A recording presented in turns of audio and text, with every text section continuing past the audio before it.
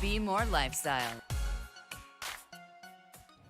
Well, Election Day is over, and now we're looking ahead to Inauguration Day. But no matter who you voted for, what happens if your significant other voted for the other nominee?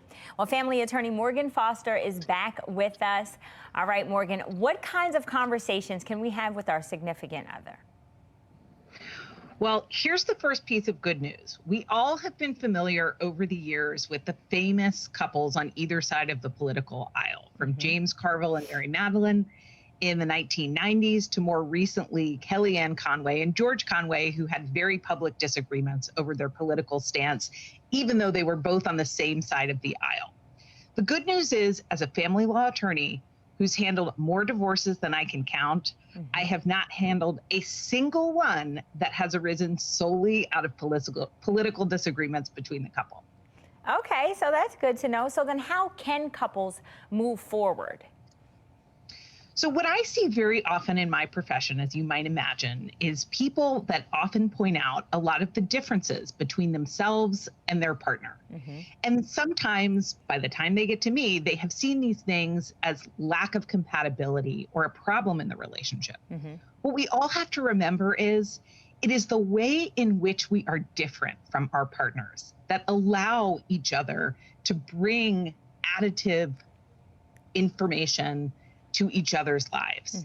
If we were exactly the same as our partners and we agreed on everything, it would be like being married to yourself.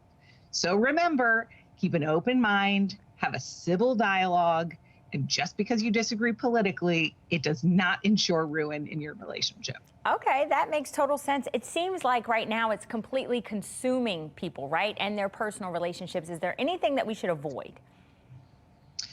Well, I think when the conversation gets too heated, it's good to take a step back and talk about something a little less controversial. If we're talking about our romantic partner or other people in our family, there is absolutely tons of things that you're going to have in common besides for politics that you can talk about. And certainly in my household, children, my 4-year-old son, is always a light when things get filled with tension. So remember, when things get tricky, bring in the kids and talk about them. Agreed. All right. Anything that we can do, any tips you can give us quickly to make the relationship stronger? Well, you can find tips, and I'll try to summarize some of the things that you and I have talked about here today on my blog at www.divorcing-gracefully.com. Okay, perfect. Thank you so much, Morgan, for joining us today. Thanks, Brandy.